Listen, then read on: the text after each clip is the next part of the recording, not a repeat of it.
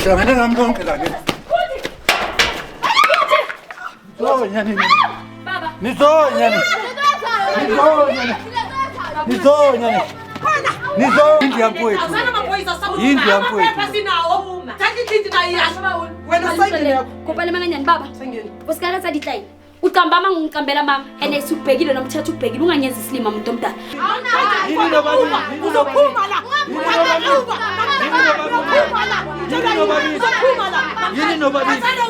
Uzophuma la.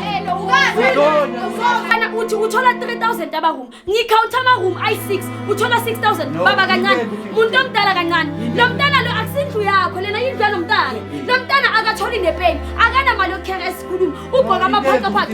Umntana uyakodwa ugqoka amaphaka phaka wena ugqoka amateki. Angazi umuntu omdala weNike. Fithi ngoba mawungekho ibhathi indlu yabo sobhidlisa uphuma. Ngicela ukubuza abantu abadala nana di furniture zekitha ma. Izithelo baba mina Uyena akeza kuzayibani kahle. Lokhu sekanje sisi lokhu thina. Namanzi qose kanje. Bekaza ngefuneral. Uze Friday ifuneral bokuyisathane. Ngiyazi ukuthi ukwatile Yena nganikhazela mina nani. Warikhazela yena. Singezila endlini siswethu. Ngifuni nani la. Into usaruma. Basebenza kuphi wena? Ukasebenza. Ukade umuzi wakhe. Wathi ngikade umuzi wakhe. Wena ugada ini. Wathi ngikade umuzi wakhe. Yiko lo.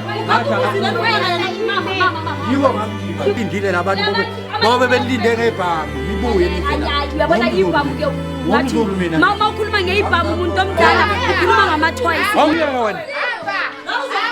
Awuyeka wena.